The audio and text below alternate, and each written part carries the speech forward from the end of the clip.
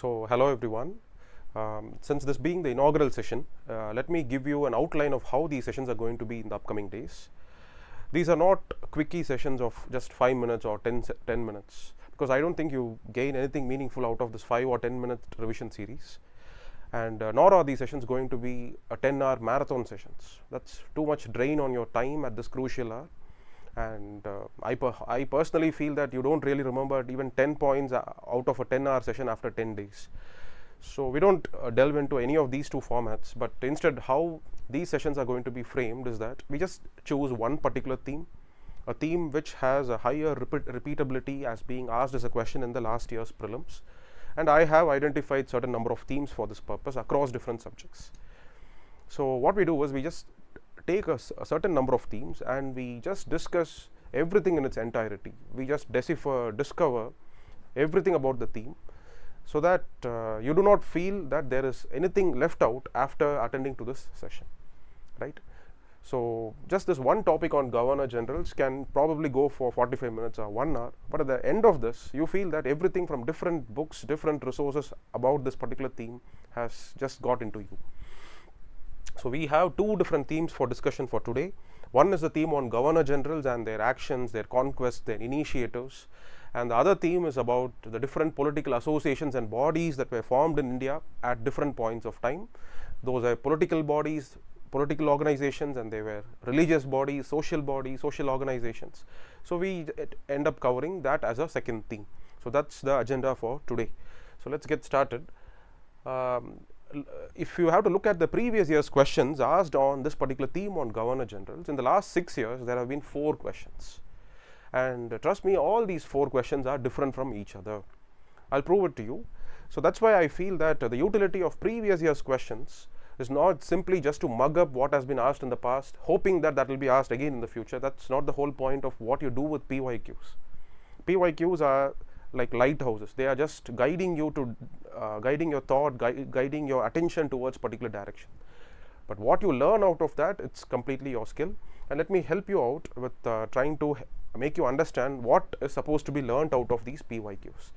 So when you analyze these questions, there is a question on Cornwallis, which is a 2024 prelims question, right? And here is a question on Wellesley. This is another question on Wellesley. 2 questions on Wellesley, 1 question generally on different Governor Generals and other Orientalists.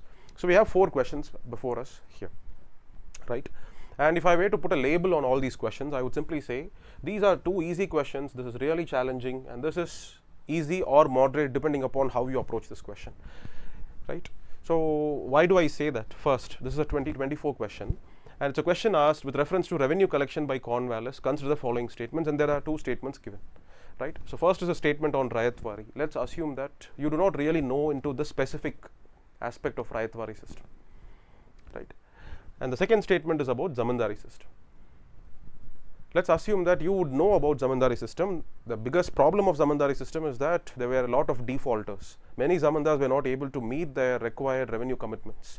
So what happened at the end of the period was that their lands were all confiscated by the government and Zamindars became landless. The lands will be given to some other new Zamindars, right? So that was what was the second question. So I'm sure all of you know about it.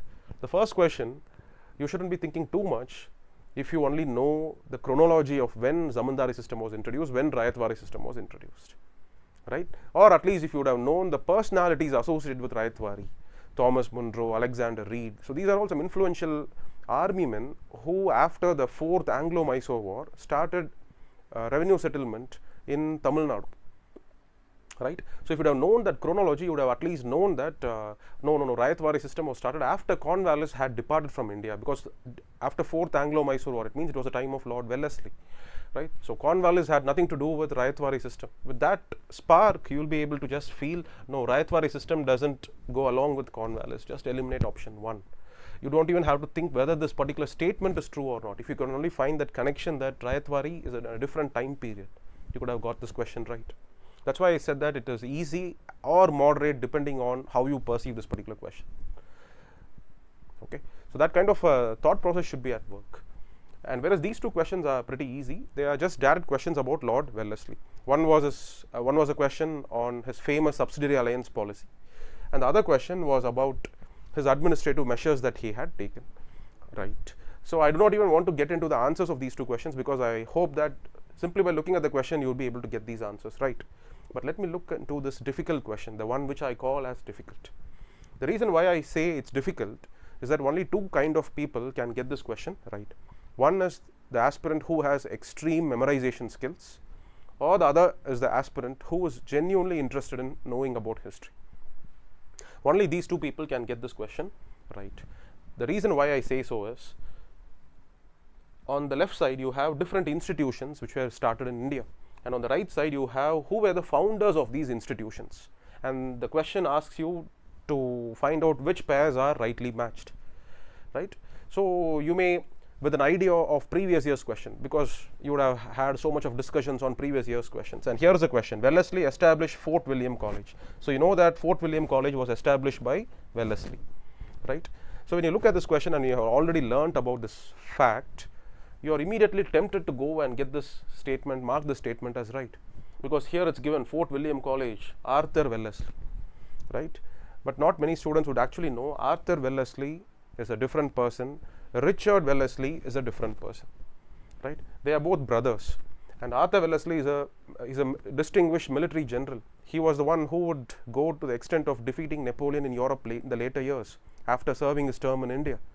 So he is who in history is popularly remembered as the Duke of Wellington, right? So, but it's so tempting for somebody who's not interested genuinely in history, right, who approaches history with a set of facts and dates and events and persons to mug up and memorize. You wouldn't really even be caring about the first name of the Governor General of Bengal, Wellesley, right? You would simply know him as Wellesley. You wouldn't know whether he's Richard or whether he's Arthur. If that's the case, you can't actually get the statement right. So the only way then you could have got this question right is by simply banking upon your memorization skills, right? If you would have tremendously memorized well that Sanskrit College at Benares was started by William Jones, right, which is actually incorrect. This is a phenomenon which happens during the time of Cornwallis by a resident who will be posted in Benares at that point of time, whose name is Jonathan Duncan.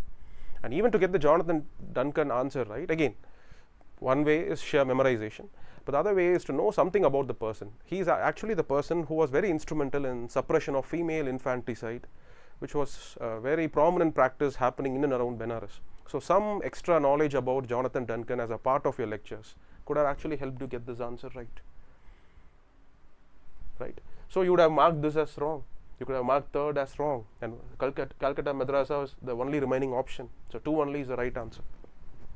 It's easy to give you the answer for this today, but that's not the purpose of this discussion. The purpose of the discussion is to teach you how you could have got it right if you were to have attempted this question on the day of your prelims examination. Right. So that's the reason why I say that just superficially jumping from one topic to the other, it's of no value. But instead what we do is we take this one topic and you have to prepare this particular topic in its entirety, right? So let's say you have prepared well for this topic, right? Or if you have already prepared well for this topic, here is a time to test yourself about your preparation. So what if these are the type of questions asked in the upcoming years? I can give you 1 minute to think upon it. So maybe you can have put a thought to it and just think about an answer, and I'll give you what the right answer for this question is.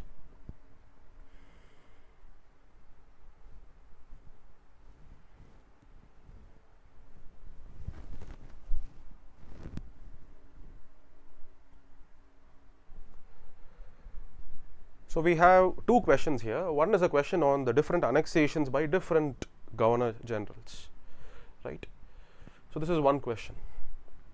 I would say that if you're not able to get option number 1 right, you do not really understand history properly. You should have been in a position to find out that Second Anglo-Maratha War was fought during the time of Lord Wellesley.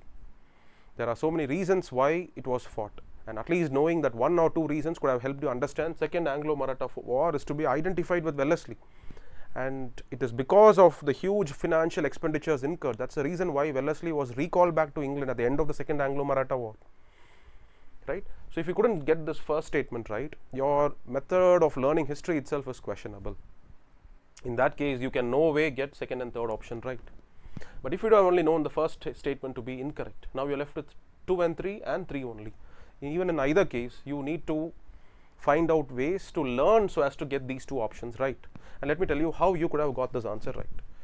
You could have only got this answer right if you would have known about annexation of Sindh, annexation of Punjab. If you would have known about annexation of Sindh, you would know that it was a response by the British so as to get back their lost honor, which they lost in the Anglo-Afghan war. They went to Afghanistan, they fought, they lost, came back. Now entire India is laughing at them. They have to somehow redeem their honor back, and one way of doing it is to go and hit those who are the weakest, and those weakest were the Amirs of Sindh. So if you can only think that annexation of Sindh was an outcome of the failure in Anglo-Afghan war, right, you will be able to actually understand that who was the man who pulled East India Company into a failure in Anglo-Afghan war, and that was Lord Auckland, right. So it's only with these kind of knowledge. So knowledge is irreplaceable when it comes to this examination, right. But many aspirants, what they do is, without knowledge, they tend to focus only on skills. Skills are just later addition to your knowledge and competence, right. And similarly, let's say you know the answer for option number 2. In that case, you can actually get the answer right. But with respect to Henry Hardinge, how do you actually match him correctly to First Anglo-Sikh War? For that, you should have known about him directly, or at least you should be able to link Dalhousie with the annexation of Punjab. And if you know that annexation of Punjab happened after the Second Anglo-Sikh War, you will be able to probably guess who would have been the Governor General before Dalhousie, right. And if you know the list of Governor Generals, some actions taken by them, in that case you will be able to apply the knowledge and get this kind of answers right, correct. So just discussing about an answer key for this question alone does not serve the purpose of a proper preparation so as to tackle any kind of questions to be asked in the future, right. So we discuss this issue in its entirety, and same is the question that's here.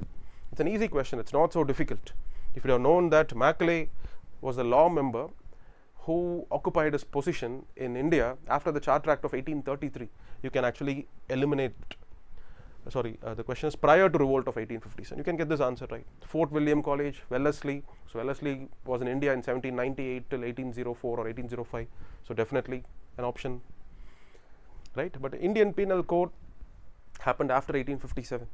It happened during the time of Lord Canning, right. So that way you should be able to eliminate this. Establishment of statutory civil services happened during the time of Lord Lytton. So this is a question which actually tests you whether you are aware of the different initiatives taken by different Governor Generals and Viceroys. And without clear knowledge about that, it's not possible to get a question where options are framed in this manner. No guesswork can come to your help here, right. So that's why we do not scatter our attention towards every single page of history book, but rather we focus it very concentrated on limited areas, but with an ultimate aim of mastering that area in its entirety, right. So the very first discussion that we will do today, it's about how the map of India was painted red with British annexation over the years by different Governor Generals, right. It's because you need to know about the role played by different Governor Generals in expanding the territorial possessions of British East India Company in India. And it's by discussing about those expansions you get to actually understand about the different wars that were waged. It could be the Anglo-Mysore War, Anglo-Maratha War, it could be the Anglo-Sikh Wars. So as to get a fair idea of all these wars, you need to actually know who was the man who was heading those wars on the side of East India Company, right. So getting those conquests in place can probably help you handle any questions asked about the conquests of Governor Generals in the future. Okay. So before we get started on this topic, I believe that there are two basic foundational primary knowledge that you need so as to get into this particular topic. And what is that primary knowledge that you actually need? You should have some idea about two wars. First is the Carnatic War, right. There were 3 Carnatic Wars which made Englishmen the supreme foreign power in India, supreme European power in India, right. And not only that, it was during the time of the 3rd Anglo-French Carnatic War. That was a time when the Englishmen were able to seize some pockets on the coast of Coromandel. So this pocket of land was what was called as the Northern Sirkas, right. So this was an outcome of the Anglo-French Carnatic Wars. And the other war that you need to know is about the Battle of Buxar, which was fought between the East India Company and between three native princes. One was Mughal Prince Shah Alam II, who was on his way to Bengal. And why was he running to Bengal? He wanted to take control of Bengal. But why did he wanted to take control of Bengal? Because he wanted the resources of Bengal. And why did he want to have the resources of Bengal? It's because since the days of Aurangzeb, after Aurangzeb's death, all Mughal kings and princes, they have all become puppets.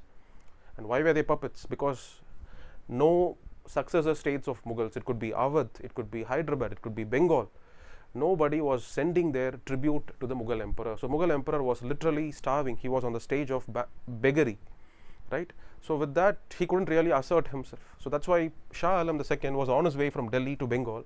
He wanted to come, defeat Mir Qasim, chase the English East India Company away from India, capture Bengal. And Mir Qasim was running from Bengal towards the east. And why was he running? He was running as a fugitive. He was being chased by East India Company because he perpetrated a massacre at Patna. A lot of Englishmen were killed in that massacre. So as a result of which, East India Company wanted to take revenge on Mir Qasim. So Mir Qasim was running to the west, Shah Alam II was running to the east, and they met halfway in the court of Awadh. Shuja ud Daula was the Nawab of Awadh. So it's this combined force of these three princes who fought against the East India Company. They lost in the Battle of Buxar, and at the end of which finally a Treaty of Allahabad was signed. And what was the end impact of this Treaty of Allahabad? As a result of Treaty of Allahabad, Shah Alam II was made as the Mughal emperor, right. And so as to overcome his problem of beggary, he was given an annual pension of 26 lakh of rupees. Not only that, he was also given certain territories taken out of Awadh. Allahabad, Khora, these were certain districts of Awadh. So such territories of Awadh were taken out, and they were given so as to maintain the expenditures of Shah Alam II, right. And what did Shah Alam in return give to East India Company? He made East India Company as the Subadar, as the governor of entire Bengal, right. And Bengal back then included parts of Bihar, parts of Odisha. So this was the extent of land over which East India Company became a Subadar. And not only that, the possession of East India Company over northern Sirkas was confirmed by the same Treaty of Allahabad, right. So this is how the English East India Company started their journey in the 1770s. They had the right of revenue collection, they had the right of administration and dispensing justice over Bengal, Bihar, Orissa, and northern Sirkas was completely in their control. And this was the background in which Warren Hastings assumed charge as the governor of Bengal, right. So this happened in 1771 or 1772. So you should know that just before Warren Hastings had become the governor of Bengal, there was a huge famine in Bengal. 25% of Bengal population was wiped out, and it was a barren land. It was a dust bowl which was inherited by Warren Hastings. So all responsibility was on him to revive the economy of Bengal, right. It's because since the Battle of Plassey in 1757 till 1770, for 13 years, Bengal was just looted. It was completely ravaged, raped by English East India Company servants. Every resource of Bengal was plundered, and the final nail in the coffin was the disastrous Bengal famine of 1770, right. So Bengal was just lying waste, and this was the background in which Warren Hastings assumes charge as the governor of Bengal. Did Warren Hastings add any more territory to the company's possessions in India? Not really. But it was Warren Hastings who held firmly to the existing possessions of East India Company in India. If not for Warren Hastings, East India Company would probably have been chased out of India, because even though East India Company was very successful in North India, right, in Battle of Plassey, Battle of Buxar, they just experienced victories. But the first taste of failures happened in Deccan, and it was in the hands of Marathas and in the hands of Mysore, right. So two wars were fought during the time of Warren Hastings, and if not for Warren Hastings, English East India Company would have been chased out of India by a combined opposition of Marathas and Mysore. So all credits should be given to this man, Warren Hastings, right. And that's why it becomes important that you get to know something about Anglo-Maratha as well as Anglo-Mysore wars. The first Anglo-Maratha war was basically a war of succession between an uncle and a nephew about who is going to become the next Peshwa. The parties to this conflict, one of the parties, Raghunath Rao, who was the uncle, he just went to East India Company, asked for their support at Surat. So a treaty was signed called as the Treaty of Surat, as per which East India Company is supposed to aid Raghunath Rao to capture Pune, and Raghunath Rao in return is going to hand over the islands of Basain and Salsette, which is very close to today's Bombay. These are very important islands, and they were supposed to be handed over to East India Company. So it was a favorable deal, right? But the combined armies of East India Company and Raghunath Rao, they were defeated by the Pune faction. Why? It's because all the different Maratha families, the Gaikwads, Bonsleys, Holkars, Shindyas, they were able to put aside their differences. They were able to unite together, defeated East India Company. And finally, the Treaty of Salbai, which was actually signed between East India Company and the Marathas, brought an end to the first Anglo-Maratha war, as a result of which status quo was once again established. So no gain, no loss, just that Salsette, the important island, came under the control of East India Company. And it was during the same time the second theatre of conflict was deep south in the state of Mysore. And why did Mysore get into a war with the Englishmen? It's because of something that was happening in America during this time. It was the time of American War of Independence, and it was during this time America and France were pitted against each other.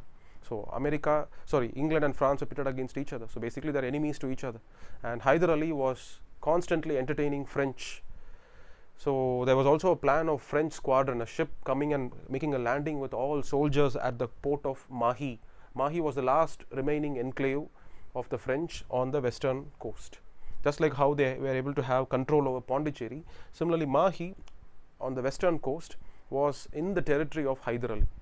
So the Britishers wanted to prevent a French landing happening at Mahi. So the Britishers, they sent their navy. The navy blockaded Mahi. Navy captured the port of Mahi, which Hyder Ali perceived as an insult to his sovereignty. So war broke out, and in the war, in some instances the Englishmen were successful, whereas in other instances Hyder Ali and his son Tippu were extremely successful. And one instance in this case is the important battle that took place near today's Kanchipuram in Tamil Nadu, where you have a place called Pullilur, right? So it was in Pullilur where an important battle took place. A total carnage of East India Company servants happened, and many of the soldiers who were injured, who were mutilated, all of them were taken as hostages by Tippu, and all of them were employed by Tippu in his armory, and that's how he was able to maintain a very strong arsenal. Arms and ammunition industry was run because of all these captured hostages, right? So this was the second Anglo-Mysore war, which actually came finally to its end in 1784 with the Treaty of Mangalore, and again status quo. So during the time of Warren Hastings, he did not capture any new lands, but at the same time you should understand that England was facing a war of survival in India, because it was the same time when England was chased out of America, right? So so much was at stake. If only Warren Hastings would have been defeated here at India, but somehow he was able to maintain status quo.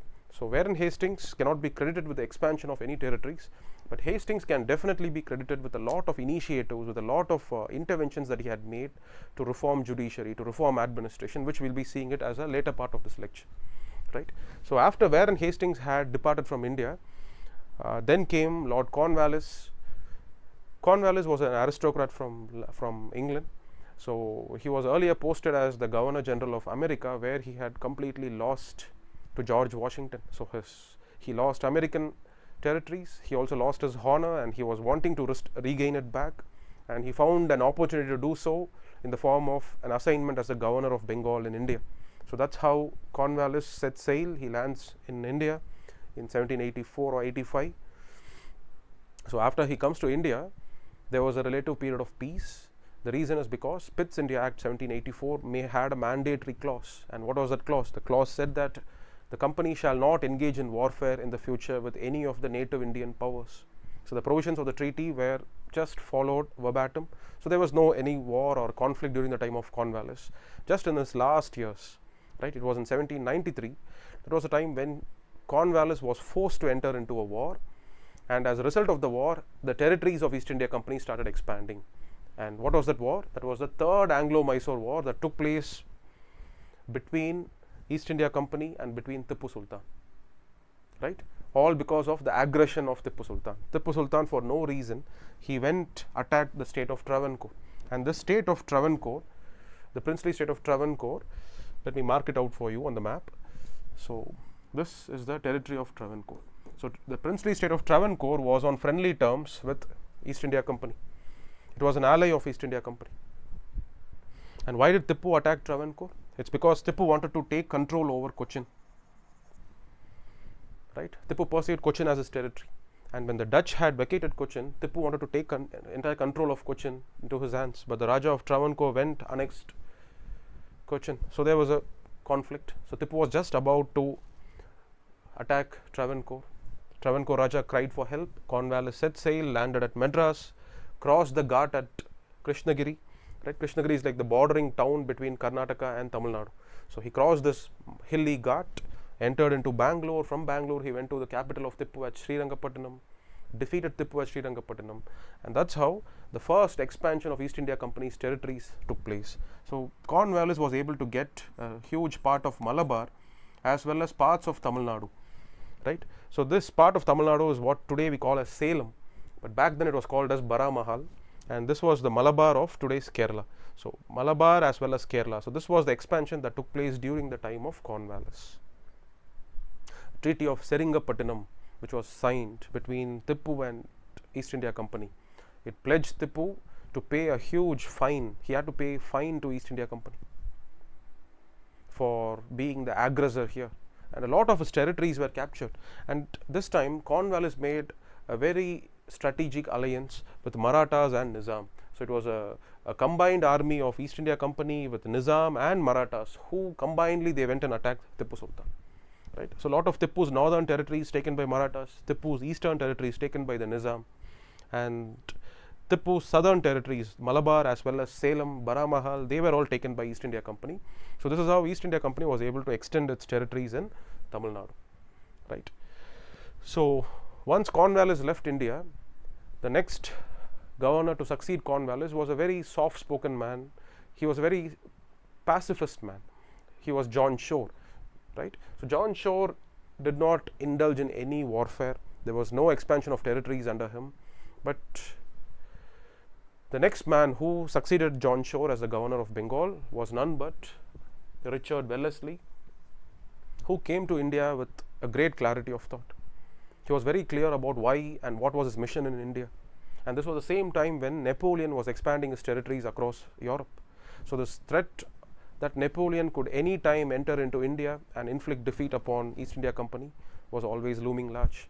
And Napoleon was always in constant touch with various Indian courts here, especially with Tipu. Tipu was a very close friend of the French Republic. Right? And not only that, there were so many pockets of French forces distributed in different parts of India. What do you think happened to all the French soldiers after the Carnatic Wars?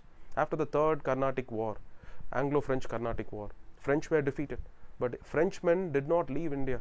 The Frenchmen found employment in the courts of native Indians. There were French in the court of Nizam of Hyderabad. And what were the French doing in his court? They were training Nizam's army on European warfare methods.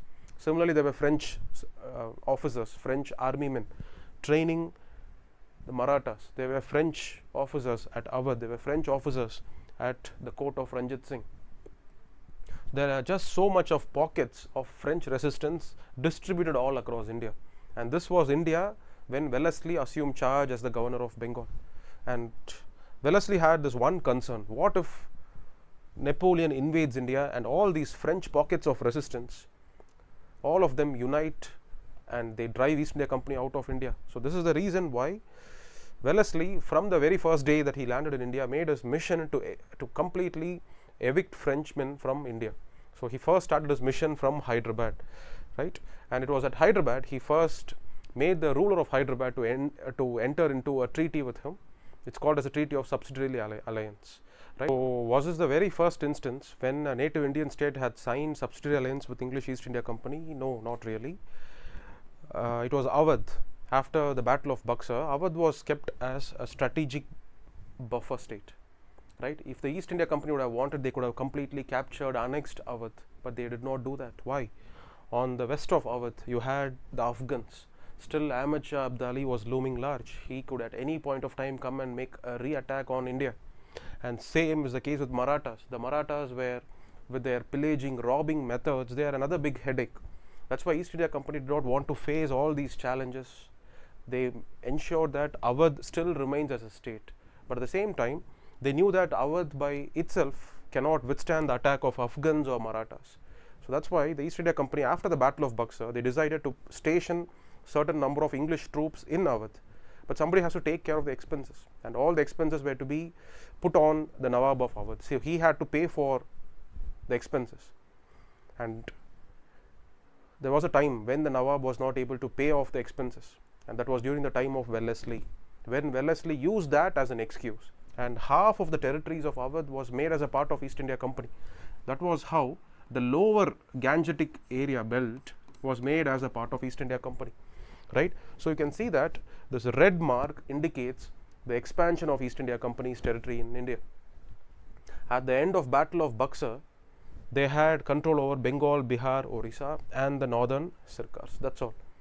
After the third Anglo-Mysore war, they were able to get some parts of Mysore, right? And it was with Wellesley defeating Tippu and killing him completely, a large part of earlier Mysorean state was all brought under the control of East India Company, right? So then how was Madras made as a part of East India Company's possessions? No warfare. It was simply because the Nawab of Carnatic, if you remember the second Anglo-French Carnatic war, you would have remembered a character called as Muhammad Ali, who was the Nawab of Carnatic, right? Englishmen go, they support Muhammad Ali, but on the other side you have Chanda Sahib, who will be supported by the French. So Muhammad Ali and his descendants, who will become the next Nawab of Carnatic, they will not be able to pay off the debts they owed to the East India Company, as a result of which they surrendered their lands into the hands of East India Company. That was how East India Company was slowly able to capture a large part of Madras as well. Large part of Tamil Nadu went into the hands of East India Company, right? And now what fate happened to Awadh, where Awadh was not able to pay for the expenses of the army that was stationed in its territory? Same fate happened with the Nizam of Hyderabad. So as a result of which he had to surrender certain districts, the Guntur, Kadapa, those districts were all surrendered to the East India Company because he was not able to pay for the expenses of the maintenance. As a result of which the Nizam of Hyderabad lost his access to sea. But at the same time, the territories from Madras to northern Sirkars are all now getting consolidated, right? There is still one last pocket, which is basically Cuttack, Ganjam, the Orissa districts. So how did East India Company get to have control over this territory? It's as a result of the next important war with the Marathas. The next important war with the Marathas would be the second Anglo-Maratha war. You see how belligerent Wellesley is. He is a warmonger. He just wants to constantly be in a state of war. He was actually he was not at all listening to any of the directions coming from the Court of Directors, because the Court of Directors, they wanted to run East India Company as a trading body. They do not want East India Company to be completely occupied with incessant warfare all the time, because that just simply drains the profits. And then how would the East India Company's directors justify to their shareholders? So the Court of Directors, they used to constantly write letters to Wellesley not to indulge in unnecessary wars. But this man just threw all advice to wind. He was simply always in a state of war, right? Why? Because he had one obsession, that on no condition should Napoleon be allowed to invade India. See, he wanted to ensure all the remaining princely states, they were all brought under the control of East India Company. So that's why he was forcing each and every princely state to enter into a subsidiary alliance. Nizam accepted, Tippu rejected, and now came the turn of the Marathas in 1802. And the Maratha Peshwa during this time was a very, very weak and an incompetent man whose name was Bajirao II. And who was this guy, Bajirao II? He was none but the son of Raghunath Rao. If you remember Raghunath Rao from our earlier discussion, who had taken refuge and safety with the Englishmen at Surat. It's the same Raghunath Rao's son, Bajirao II, who was now the Peshwa at Pune. And this Peshwa was so disliked by other Maratha families. In fact, the ruler of Indore, Holkar, he had decided to come and kill Bajirao II. So that's when Bajirao fled away. He ran to safety. Where did he go? He went into the island of Basain. He was hiding over there. There he met Englishmen, and with them he signed the Treaty of Subsidiary Alliance. Basically, he had surrendered the entire autonomy of Marathas into the hands of the Englishmen. And what was the help that he is going to get in return? Englishmen are going to help him once again regain the throne of Peshwa. Right? So it is with the support of English. Now he enters Pune, but at Pune he was opposed by the combined forces of Shindes, Gwaliors and the Bhonsles. Right? And now what happens to the Gaikwads? The Gaikwads are very clever. They knew that Englishmen are the strongest power, so Gaikwads were able to ally themselves with the Englishmen. Gaikwad goes, signs Treaty of Subsidiary Alliance, and that's why you will find that the princely state of Gaikwad continued till independence. Right? They never took enmity with the Englishmen. They were very smart, they were very clever, just like how the Nizam was. Right? And whoever dared to oppose the Englishmen were all killed, wiped out, like Tipu. So the combined armies of Marathas were defeated by Wellesley in different battles, and that's how Wellesley was able to get control over Orissa coastal area, because this was a part of the Nagpur Bhonsles. The Nagpur Bhonsles had control over parts of Orissa. Right? And with the success over the Maratha families, Wellesley was able to clearly link Bengal to Madras to Bombay. Okay, just imagine how the political map of India was before the arrival of Wellesley. There were some patches in Bengal, right, and a small patch in Malabar and in Tamil Nadu, right, and some territories captured in Madras because the Nawab of Carnatic was not able to pay his debts, right. But look at the map when Wellesley leaves India. After the defeat of the Marathas in the Second Anglo-Maratha War, even large parts of Rajput territories, all these areas were also captured. Right? Why so? Because all of these areas were under the control of Marathas, and I already told you that Marathas had a pan-Indian empire. Almost all parts of India were under their control, starting from Punjab till the river Krishna. It was all under their influence. Right? So this is how, when Wellesley departed from India, so you can say the boundaries of East India Company laid at river Sutlej. It was only at Sutlej. Beyond that, East India Company's territories did not extend. So basically, even Delhi was brought under the control of East India Company, and no wonder why the Mughal emperor, from the end of Second Anglo-Maratha War, he lived as a mere puppet in the hands of East India Company until the revolt of 1857. For the next 55 years, the Mughal emperor lives as a servant. He lives as a pensioner. Right? So somebody has to take care of the Mughal emperor, and it was a blind man, Shah Alam II, who was seated on the Mughal throne. And it was this Shah Alam who had now to be taken as a pensioner by the East India Company, and all his expenses were to be funded by East India Company. So for 55 years, his entire family lived as pensioners. They lived because of the charity of East India Company, and that's why when they dared to revolt against the company, the entire house of Mughals was brought to an end in 1857 revolt. Right? So this is how you can visualize the expansion of territories as it happened under the Governor Generalship of Lord Wellesley. Right? So Wellesley did add a lot of territories to East India Company's possessions in India, but he came this close to completely bankrupting the company. Because of all these wars, the debt of the East India Company became thrice, it tripled. So the court of directors could no longer bear with him. That's why he was immediately recalled after the Second Anglo-Maratha War. So such a successful man who was able to add on to the possessions of East India Company, but he was dishonorably called back because of causing a huge public expenditure to the East India Company. And once again, Cornwallis was brought in. Cornwallis was a soft man, once again brought in to control wasteful expenditure. Then there was for 10 years not much expansion happening. Cornwallis, his successor Barlow, and another successor of his, Minto, all of them were not adding anything more to the territories of East India Company. And then comes Michael Hastings, right? We also call him as Lord Hastings. He is very different from Warren Hastings. So it is during the time of Hastings when the Third Anglo-Maratha War takes place. The Third Anglo-Maratha War is actually a dispute over a band of robbers called as Pindaris.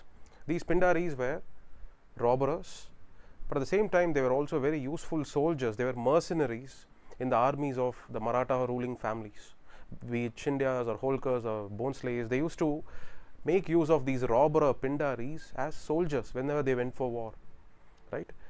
But now that a lot of Maratha territories have come under the control of East India Company, so East India Company cannot sit quietly, silently as the Pindaris roamed in the villages and in the countryside. So that's when Hastings decided to act strong against the Pindaris. He wanted to ruthlessly kill all the Pindaris. But the Pindaris got the support of these Marathas, the Maratha families, and not only that, this time even the Peshwa, Bajirao II, who had surrendered all his autonomy and independence as a result of signing the Treaty of Subsidiary Alliance, now he feels suffocated. He feels that there is no room for him to act independently, so he feels tired of completely being under the British control. Now he joins hands with other Maratha families, along with the Pindaris. They all go fight against the East India Company, get defeated, and that's when Bajirao II is deposed. The throne, the institution of Peshwa is finally abolished. And this is when the son of Bajirao II did not have a son, so he had adopted a son who was named as Nana Sahib. Right? It was this Nana Sahib who was now forced to live along with his father far away from Pune, because the Englishman knew that if at all the Peshwa continues to remain in Pune, he might be a troublemaker. He might instigate people into rebellion against the East India Company. So that's why from Pune, the Peshwa and his family, they were just uprooted from there and they were asked to settle down near Kanpur. Near Kanpur, there is a small town by the name Bittur. It was in Bittur where Bajirao II as well as his adopted son Nana Sahib were asked to reside, and that's why Nana Sahib becomes the leader of revolt of 1857 in and around Kanpur. It's all because it's all connected to the Third Anglo-Maratha War. And not only that, the territories of all other Maratha families, be it Bhonsles or Holkar or Scindia, all their territories were made very small, and a large part of their territories were all now attached by the Britishers. It was all made as a part of the British Empire. It's made as a part of the East India Company's territorial possessions, right?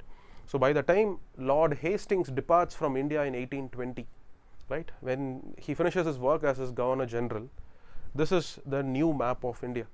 Just always try to think, connect it to the previous scenario when Wellesley had left India, right? So the biggest addition that Hastings had done to the company's possessions in India was that he was able to make deeper inroads into the interior parts of Indian subcontinent. A large part of interiors of Maratha territories were now brought under the East India Company's possessions.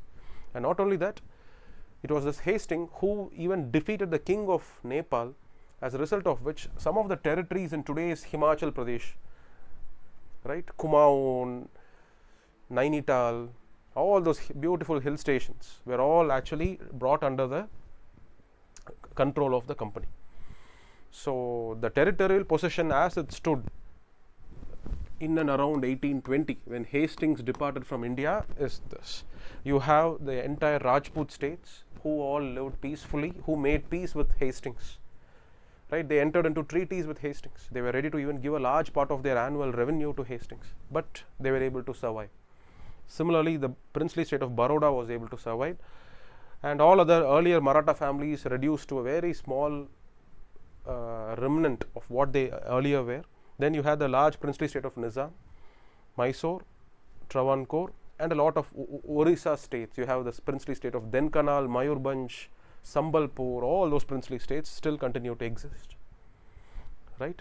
And to the north as well as to the west of river Sutlej, you had Ranjit Singh's Sikh territories, and to the south of the Sikh empire you had Sindh, which was ruled by, similar to Marathas, there was a confederacy, there was a grouping of amirs who used to rule over Sindh, right? So Sindh was there, Punjab was there, still independent, not brought under the British control, and that is now about to change.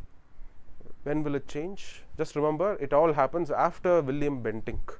So William Bentinck was more of a reformer, he was more of a social change inducer, he was not a militaristic man, he was never interested to capture new territories. But once Bentinck leaves India, it is under his successors, slowly Punjab as well as Sindh will also be captured. Just like how Wellesley had acted, he wanted to capture new territories. Why? Because there was a Napoleonic threat. Similarly, in the 1840s, there was a Russian threat. Russia was fast expanding. Russia was almost occupying entire Central Asia, right? So entire Central Asia was becoming its sphere of influence. So there was always a fear that Russians may join hands with Afghans, with Persians, and a combined force can come attack the British. Entire East India Company may be chased out of India. So this was the reason. The fear of Russia, the fear of Russian expansion was the main reason why the next round of aggression will be committed against Sindh as well as in Punjab. The immediate trigger for the conquest of Sindh was the failure of English prestige, failure of English face in the Anglo-Afghan war. Right? Let me not get into the details of Anglo-Afghan war, but this was a war that was fought so as to put on the throne of Afghanistan a puppet of East India Company. It was basically Shah Shuja, who was a descendant of Ahmad Shah Abdali, right? Ahmad Shah Abdali, his sons, grandsons, and in that lineage came Shah Shuja, who was actually chased out of Afghanistan by another group of ruling family, right? So as a result of which Shah Shuja was taking asylum with the English East India Company, and East India Company thought it's better to have Shah Shuja on the throne of Afghanistan because he could be a pliable ruler, he could dance to our tunes, and he may be a strong buffer against Russian advance into India, right? So they tried to reinstate Shah Shuja as the ruler of Afghanistan, but the Englishmen were completely defeated. As a result of which, Englishmen just wanted one victory to compensate for their loss of face in the Afghan affair, right? They were just defeated by a very small Afghan army, and this was something very, very humiliating for the English prestige in India. So they were just waiting for that opportunity to strike back at some innocent victim, and that victim turned out to be the Amirs of Sindh. The Amirs were anyway a very, very weakened force, and I wouldn't want to get into too deep into the history of Sindh, since when did it all begin, the interaction between Englishmen and Sindh, and all of that is too detailed. But let me just tell you that Sindh was forced to enter into a subsidiary alliance, so which means that Sindh shouldn't have dealt on their own with any other external power. They shouldn't have had any friendly foreign relations with any other external power. But Sindhian Amirs were accused of violating the conditions of subsidiary alliance, and that's when Sindh will be captured. And when will be Sindh captured? When Ellenborough was the Governor General of India. Ellenborough replaces Auckland. Auckland was the infamous Governor General who ended up being defeated in the Afghan war. So Auckland was not known for any annexations, he was not known for any success. Auckland was known for his defeat in the Anglo-Afghan war. So he will be thrown out, he will be replaced by Ellenborough, and it's Ellenborough, when he is the Governor General, revenge will be taken on the Amirs of Sindh, so because of which the entire Sindh territories will be captured. So this is what Sindh would be. Sindh would be the first outside India, Sindh would be the first territory to fall under East India Company, right? And so this will be followed by gradual annexation of Punjab. Punjab will be annexed in two phases. In the first phase, the autonomy of Punjab will be taken out. Britishers will be able to run the entire administration of Punjab, just having a puppet Punjab minor ruler in place. And in the second phase, that was when Lord Dalhousie enters into India, finally entire Punjab will be totally annexed as a East India Company's possession in India, right? So what about this annexation of Punjab? Annexation of Punjab happens after the death of Maharaja Ranjit Singh. Maharaja Ranjit Singh fairly had a very long tenure, around 40 years he would be the ruler of Punjab. And after he dies, there would be lot of confusion, chaos in Punjab, right? And as a result of which, the Britishers were wanting to take some preemptive measures, right? Britishers were very, very concerned about the safety of their territorial possessions in and around the river Sutlej. Because of the disturbance that's happening in the court of Lahore, there will be assassinations, counter assassinations. There's just too much of political instability that's happening in Punjab. So Britishers wanted to take some preventive measures. And what is the preventive measures that they wanted to take? They wanted to fortify their positions. They wanted to reinforce their army strength on the banks of river Sutlej. They were just hoping that what if some Punjabi faction crosses Sutlej? In that case, we need to be ready for the defenses. So they were just preparing for defenses on the bank of river Sutlej. which means that they are violating an important treaty that they had signed with Ranjit Singh in the year 1809, which was called as the Treaty of Amritsar. Treaty of Amritsar had an explicit provision that neither Ranjit Singh nor the East India Company would make any army preparations on either side of River Sutlej. So since this condition was broken, now the East India Company will be attacked by an incoming army of the Sikhs, will be defeated, and this was the time when Lord Hardinge will be the Governor General of India, right. So this was the first Anglo-Sikh war in which the incoming Sikh army will be defeated, right. And why would they be defeated? Because of a lot of treachery. Britishers will have their moles inside the Punjab army itself, so they will reveal all the plans to the Britishers, and that's how the Britishers will be able to win over the Punjabi Sikhs in the first Anglo-Sikh war, as a result of which Treaty of Lahore will be signed. So it's this Treaty of Lahore, as a result of which the minor son of Ranjit Singh, the last son of Ranjit Singh, who's a small boy, his name is Dilip Singh, right. So Dilip Singh will be kept as a symbolic ruler of Lahore, but at the same time the real power will be in the hands of a board of Englishmen. It's those group of Englishmen who will actually run the affairs of Punjab in the name of Maharaja Ranjit Singh, right. But this cannot just simply go on for a long time. Then there was a lot of internal problems in Punjab, as a result of which finally during the time of Lord Dalhousie's Governor Generalship, that would be the time when an outright rebellion takes place in Punjab. Many important Sikh leaders rise in rebellion against this English rule. So finally they'll all be defeated, Punjab totally brought under the control of English, right. So it is during the time of Lord Dalhousie you will find the remaining portions of Punjab also annexed. So this is how gradually the extent of British possessions in India actually kept on increasing, right. And in addition to that, Dalhousie had a few more ways apart from outright annexation through warfare. Dalhousie also had a couple of more strategies by means of which he was able to gain a few more territories. One was the annexation of Oudh, and already we have seen that Oudh was greatly diminished in its size. It was not the same state as it was during the time of Battle of Buxar. Oudh was first reduced into half its original size because of Wellesley, right. Oudh wouldn't be able to pay its subsidiary treaty commitments, as a result of which the lower part of Oudh will be taken out by Wellesley. Whatever was left out of Oudh is now taken out by Dalhousie on grounds of maladministration, right. Yeah, of course, think logically, what can Nawab of Oudh do when all his fertile areas, when all his revenue bearing areas have all been taken under East India Company's possessions? He has very less revenue in his hand, and with that he wouldn't be really able to administer well. So that's why the Nawab of Oudh took to dancing, singing, right. He was more into dancing and singing than into actual administration, as a result of which administration became bad, and that was used by Dalhousie as an excuse to finally annex Oudh. Oudh was taken under the garb of maladministration.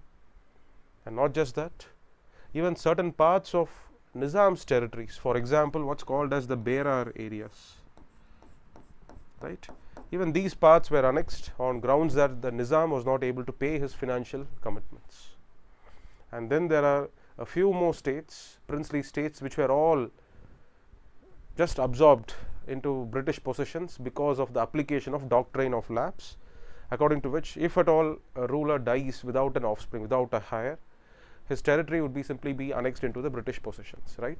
And that's the logic used for annexation of Satara. There was no male heir. Gwalior was annexed, Jhansi, another state on the border of UP, right. Jhansi will be annexed, Gwalior will be annexed, and Udaipur will be annexed, right. So it's under all these different reasons, Dalhousie had even expanded the territories of East India Company's possessions even further. And not just that, there was also a war fought, and Lower Burma had also come under the control of East India Company. So Dalhousie also played an important role in the expansion of East India Company's territorial possessions in India, right. So this concludes our first part of our discussion. With this, the entire annexations made by different governor generals in India has been completed. So we now move on to the different policies of all these different governor generals. What were their policies? What were their initiatives? Let's have a look at them. So it's time we start discussing about the different initiatives taken by the Governor Generals in India. So let's start first with Warren Hastings. Warren Hastings is a man who can be called as an Orientalist. He had deep fascination, admiration towards India, its people and its customs. And that's why he made the first initial efforts of translation of Indian works into English. Why? He wanted the Englishmen to know about the land. He wanted Englishmen to know and learn about its people, its customs. So that's why he took two initiatives. One was the setting up of Asiatic Society of Bengal, and the actual credit should be given to a man by the name of William Jones. So William Jones set up the Asiatic Society of Bengal under the patronage of Warren Hastings. And what was the objective of Asiatic Society of Bengal? It's simply to study about Indian history. Various Indian religious works like Puranas, they were all attempted to be translated, as a result of which the interest towards Indian historical tradition actually started. So that was one initiative. And not only that, a lot of books like Gita, Quran, they were all translated into English. Right? In fact, Warren Hastings himself had written an introduction to the English translation of Gita, in which he calls himself as a man who loves India a little more than even England. So which actually was a genuine feel that Hastings had towards India and its people. Right? He was very different from his contemporaries of that period. Clive was simply a plunderer. He had no affection or sympathies towards India. All he wanted was money of India. But Hastings was a man very different, and Hastings had built his entire career in India. He came to India when he was a young man, and since then he has been steadily rising in his career. He was a first-hand witness when the Battle of Plassey took place. He was a resident in the court of Murshidabad under Mir Jafar and Mir Qasim. So Warren Hastings clearly knew India, clearly knew about Indian practices, right?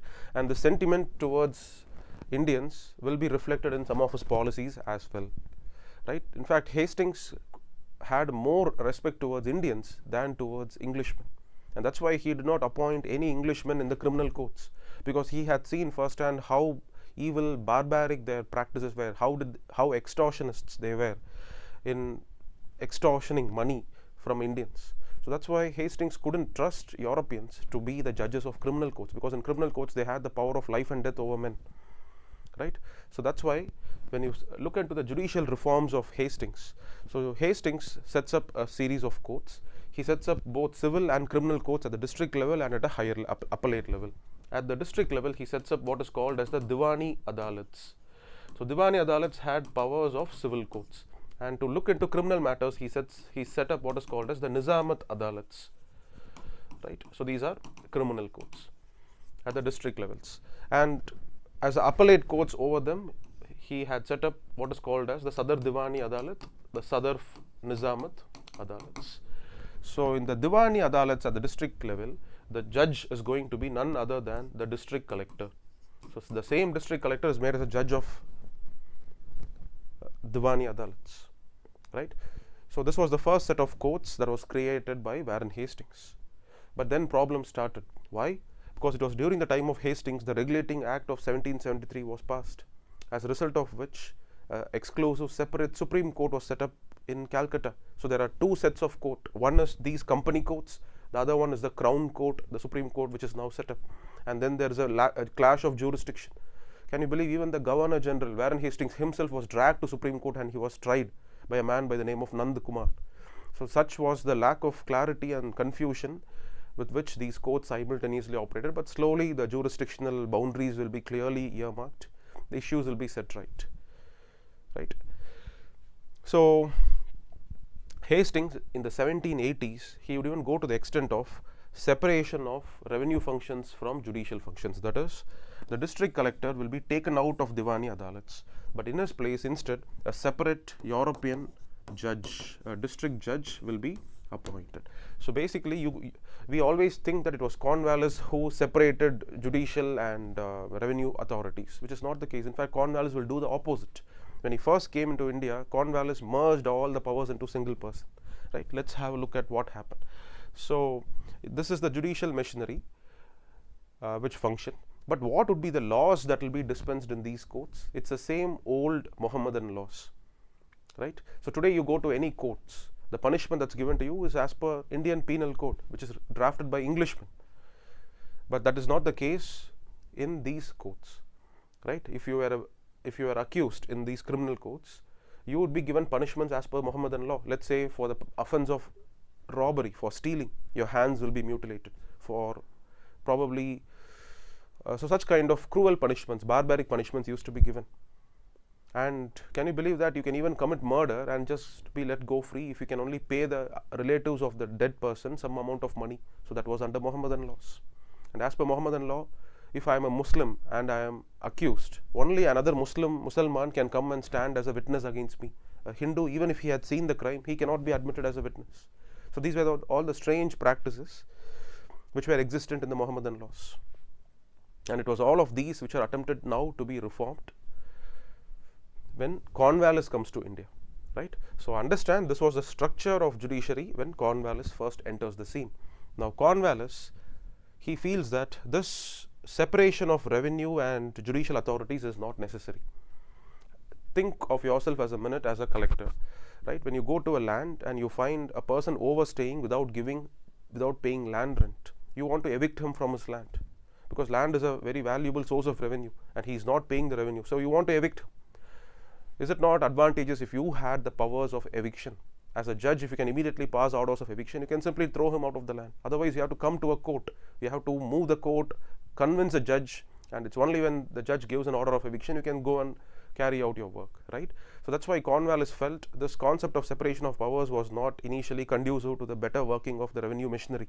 So that's why Cornwallis, when he first came to the scene, he merged both civil and revenue powers in the hands of revenue authorities, right? So you could be a collector, you can still have the power of even trying cases, right? So the Cornwallis first step when he came was that he did away with this division. So basically, district collectors were now given the powers to try civil cases, and not only that, district collectors were also given the powers to even try people for criminal cases, and they can even award sentences, maybe small sentences. It's not the sentence of death or life imprisonment, but up to, let's say, 15 days imprisonment. So basically, Cornwallis is merging judicial and executive powers in the hands of the same person, right? But this will be later, it will be reversed by Cornwallis himself. So I'm just telling you that Cornwallis' initial steps was not towards separation of powers, it was rather more towards concentration of powers. Okay, and Cornwallis with time was able to understand that these Nizamat Adalats were not functioning very efficiently because they had only Indian officers, and Cornwallis was a man who was racially prejudiced against Indians, unlike Hastings. Cornwallis was an aristocrat from England, and he had a very a lowly opinion about Indians. Indian capacity for work, Indian capacity for justice were all estimated very lowly by Cornwallis, and that's the reason why he wanted to Europeanize the entire judicial machinery. At least Hastings had left the criminal system under the hands of Indians, but for Cornwallis that's a definite no. That's why the Nizamat Adalats were abolished, and in its place a new chain of courts, which are called as the circuit courts, were set up. Even today, if you go to different districts, you have what is called as circuit houses, right? What is the meaning of circuit houses? Basically, these judges of circuit courts, they keep on moving from one district to the other, right? So let's say they come to one particular district, and in that district already the district collector has, as a magistrate, he has apprehended, he has detained some criminals. Okay, let's say the zamindar or the policeman had brought before the district collector some 10 people accused of robbery. In that case, the district collector will just detain them in a jail, in a lockup, and once these courts come, right, in that case the district collector will produce these accused before the courts, and the courts are now going to dispense justice. Okay, so this is the function of circuit courts. So for minor offences, the district collector could even try for such minor offences, but for larger offences, the district collector will simply detain the person. He will produce the detainees before the circuit courts, and the circuit courts, presided by European judges, they will pass sentences, and those sentences, if it's not satisfactory, can now be appealed in Sadar Nizamat Adalats, right? So one point that you have to remember here with respect to Cornwallis is initially he merged revenue, judicial, executive powers in the hands of the same person, right? And not only that, he abolished the Nizamat Adalats. He created a circuit courts which are now going to try the accused, and they are going to give sentences, and against those orders you can still go on appeal to Sadar Nizamat Adalats, right? And this was the initial actions taken by Cornwallis. But by 1790s, Cornwallis was able to understand the necessity of separation of functions, right? So that's when he made steps to completely take away district collector from criminal processes. So district collector will no longer be the authority to even grant even minor punishments. The power of district collector to try and award sentences will be removed. So we achieve a separation between criminal and judicial functions, number one. And another important initiative of Cornwallis is coming up with a standard code of laws, which is called as the Cornwallis Code. As I told you earlier, Mohammedan laws were discriminatory in its treatment between people of different faith. You could be a Hindu and you can only be witnessed against by another fellow Hindu, right? So all those kind of differences were all done away with, and all these barbaric punishments of cutting a limb, cutting a head, beheading, all of that was also dispensed away with. Law was made more humane. Law was made equal for people across different faiths and religions, and all these credit would go to Cornwallis, right? So these were the two great reforms which were actually brought in by Warren Hastings and Cornwallis in the domain of judiciary and law. So now we move on to the next set of reforms, which was in the domain of revenue, collection. When Hastings had taken over as the governor of Bengal, Bengal was just coming out of the impact of its severe famine of 1770. So Hastings didn't really have much room to maneuver, right? He had to be contented with whatever the land could produce, and moreover, he was only just recently creating a machinery for revenue collection at the district level. He was newly appointing district collectors, and these district collectors could not speak the local language. So that's why you cannot have a very efficient system of revenue collection under Warren Hastings.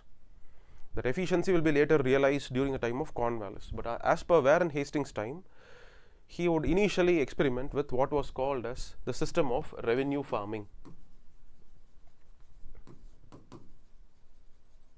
So what is the system of revenue farming? Basically, let's say there is a piece of land, and the land is capable of producing a certain quantum of paddy every year, right?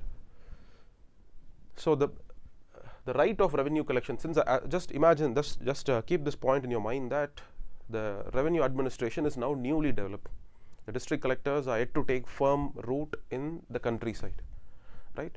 So that's why the entire revenue collection was actually delegated in the hands of who were called as the revenue farmers.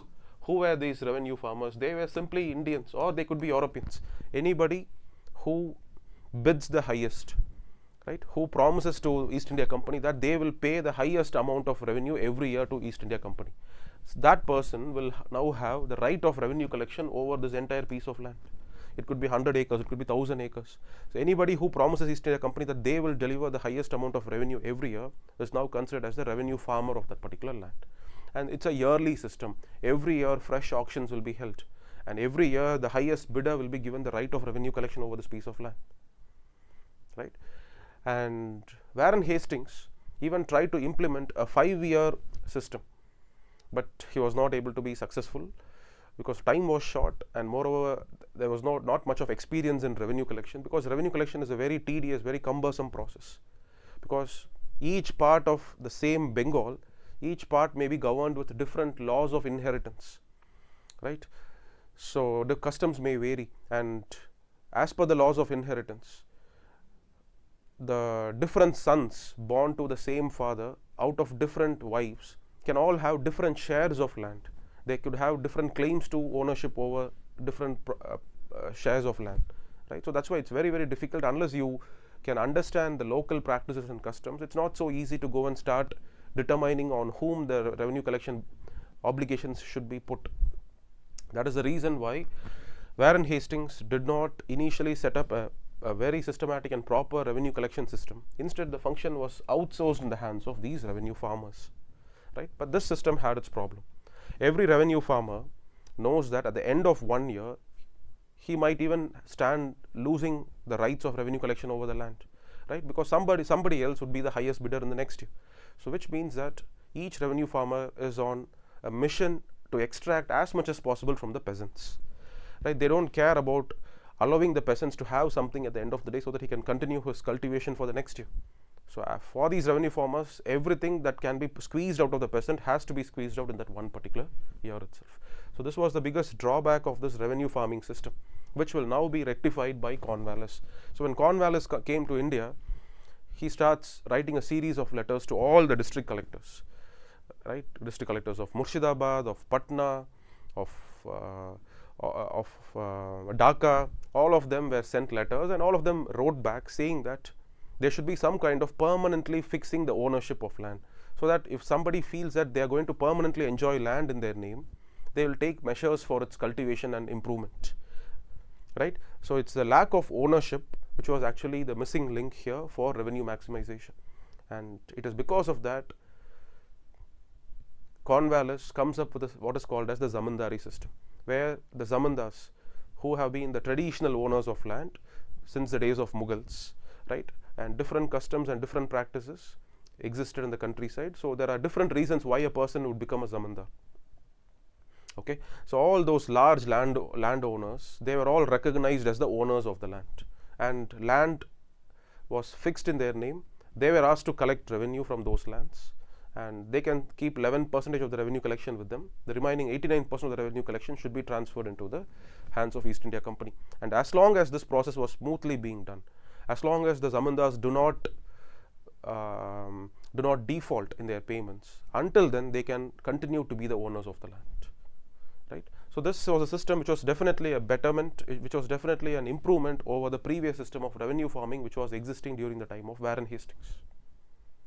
So it was all credit should be given necessarily to this zamindari system of Cornwallis, as a result of which Bengal was lush and green during the time of Wellesley.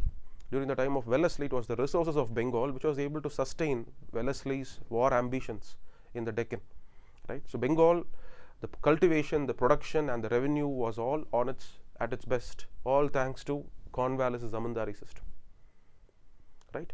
So zamindari is it's a practice which you will find implemented mostly in Bengal and in some other pockets of other places as well. For example, we always commonly associate Madras with Rayatwari system, but you should know that in certain pockets near Vishakhapatnam, right, in the Godavari districts, there even zamindari system was implemented. So you should not always be thinking that in entire Madras it was only Rayatwari system. No, it was in today's Tamil Nadu and parts of Karnataka where Rayatwari system was implemented, whereas northern part of Andhra Pradesh, it was the zamindari system which was implemented, right? So this is the initiative taken by Cornwallis with respect to revenue system, and Cornwallis had also tried to make some changes to the policing system. The reason is because Cornwallis could understand that the traditional mechanism of policing was very inefficient, it was very exploitative. And what is the traditional mechanism of policing? It was the same zamindars who with them had a set of armed latiyals. They had armed mercenaries with sticks. They are called as latis, right? You know what is a lati. So it's the zamindars who had latiyals, and these latiyals were used as oppressors by the zamindars, right? And it's the same zamindar who will be responsible for the maintenance of law and order in his countryside, and that system was not working efficiently. So that is why Cornwallis attempted to replace this zamindar as the head of police with an exclusive separate superintendent of police appointed. Okay, so this system will also undergo modifications in the upcoming years, but you can understand that Cornwallis tried to replace the zamindars with a separate exclusive superintendents of police, and the entire territory will be divided into smaller circles, right? And all these smaller circles will be supervised by a superintendent of police. So this was another initiative taken by Cornwallis in the domain of policing. Now coming to the last series of governor generals to be discussed. First is Bentinck, who was a great reformer. He was not militaristically very aggressive, but he was able to compensate for his non-militaristic activities with the help of so many reforms that he introduced. Especially those reforms had the effect of softening the impact of East India Company's rule on Indians. It had the effect of civilizing and nurturing Indians for to live a better life, right? And so what were those initiatives? Those were the initiatives that were directed against abolition of sati. Sati was widow burning that used to happen on the funeral fire of her husband who was dead, right? So young women whose marriage was not even consummated, right? So such kind of widows were even put to death on stake, right? And this was a practice happening in Bengal, in parts of Rajasthan, in certain pockets of Madras. That's why initially regulations were passed. Regulation 17 of 1829 was passed to outlaw sati only in Bengal, and later it was extended to Madras as well as in Bombay, right? So abolition of sati, all credits given to Bentinck. And not only that, many other evils like suppression of female infanticide happened during the time of Bentinck, and in that he was fortunate. Bentinck was simply fortunate that he had very cooperative governors in Bombay, he had very cooperative governors in northwestern provinces. It's the cumulative effect of all these men on ground which translated Bentinck's vision into actions, right? And there was another persistent problem of highway robbery which went by the name of Thuggy system. These thugs, the English word thug is basically derived from Indian practice called as Thuggy. A Thuggy is basically a robber who strangulates a person who is traveling on a highway, steals everything from him and buries his body, right? So such a practice was happening in the shadows. Nobody even knew that this practice existed. But it's only after the third Anglo-Maratha wars, when the Britishers were able to get into the interior pockets of India, they had a glimpse of all these kind of evil practices that really shook their conscience. And as a result of the efforts of Bentinck, a separate a department was set up for the suppression of Thuggy, right? And it was headed by Colonel Sleeman. So it was their combined efforts, as a result of which Thuggy was slowly driven out of practice. And some of the sons, daughters born to these thugs, so they were all provided education so that they need not actually take up the career path of their fathers, right? So all these kind of initiatives, interventions, credit should be given to Bentinck. And Bentinck's initiatives were not only in the humanitarian domain, it was also in improving judiciary, making judiciary accessible to Indians in two ways. One, Bentinck allowed Indians of a decent standard of education to enter into civil judicial machinery. Even in criminal cases, in criminal courts, Indians were actually not allowed at this point of time. But Bentinck was magnanimous enough to allow Indians who were adequately trained, who were adequately knowledgeable, to dispense justice in the civil courts. Otherwise, you wouldn't have had Sir Syed Ahmad Khan being a judge in a civil court when the revolt of 1857 was taking place. So Syed Ahmad Khan was a judge only as a result of Bentinck's policies, which allowed Indians to be inducted as judges in the civil courts, number one. Second, Bentinck allowed the usage of vernaculars for litigation in the lower courts. Before, only Persian was to be used, but under Bentinck, at the lower courts, even vernacular languages were allowed to be used for litigation. It's only in the higher courts of appeal, only English and Persian were allowed to be used, right? So this also brought judiciary and its process and its transactions very intelligible. It became understandable by the common man. And not only that, Bentinck created an additional bench for Sadar Diwani Adalats, Sadar Nizamat Adalats. Just revise your memory. Sadar Diwani Adalats and Sadar Nizamat Adalats. What are they? These are the highest courts of appeal against civil orders and criminal sentences. And this was only at Calcutta until Bentinck. But Bentinck made sure a bench of Sadar Diwani Adalat and Nizamat Adalat was also set up at Allahabad, so that people from northwestern provinces, and what do I mean by northwestern province? It's basically the territories that are captured from Oudh, right? Those areas are called as the northwestern province. Do not mistake it for northwest frontier province. Northwest frontier province is what was there in the Afpak border, Afghanistan-Pakistan bordering areas. But this is northwestern province, is the other name of certain parts of Uttar Pradesh, right? So for people of those areas, they don't have to travel all the way to Calcutta to file a higher appeal. They can be contented to simply just file an appeal at Allahabad itself, right? So these were all some of the initiatives taken by judiciary to bring justice mechanism closer to the lives of people. And Bentinck was a great reformer in streamlining the finances of East India Company as well. When Bentinck assumed charge, he had a deficit of 1 crore. East India Company's annual budget, 1 crore rupees, they did not have, they had to borrow to meet their expenditures. But when Bentinck quit India, right, he left a surplus of 2 crores every year. Right. So how did he manage to do all these reduction in expenditure? One, he did not wage unnecessary wars. Second, he was able to reduce the bata. Bata is the extra allowance that is given for soldiers who served in East India Army. So all the bata, it was reduced, as a result of which a lot of savings happened, and many of the expenditures of different departments were also streamlined, as a result of which even in the area of finances, Bentinck was equally successful. Right. A big achievement of Bentinck will be in the domain of education. It was from the time of Bentinck onwards, emphasis will be given for the spread of Western education in India. Right. So education, it's a very big topic in itself. So education initiatives taken by Bentinck as well as Dalhousie, we will be discussing it as a very separate lecture itself. Right. Now I'll move on to Dalhousie, who was also a great man of action. Right. He believed in actions, and he was a workaholic. So even though Dalhousie can be unpopular in his annexations, he was very popular in terms of bringing the impact of industrial revolution to India. It was he who brought railways to India. It was he who brought telegraph, made postal systems very, very efficient in India. It was he who first set up a first engineering college of India, which is nothing but the IIT Roorkee. An elaborate public works department was set up. A lot of irrigation development works were taken up. Until then, public works was simply seen as an extension of military activities. But since during the time of Dalhousie, Punjab had fallen under the control of the English, right? There are just so much of fertile lands where agriculture production can be improved if only systems of irrigation can be improved to all parts of Punjab. So that's the reason why a separate public works department will be organized by Dalhousie. Right.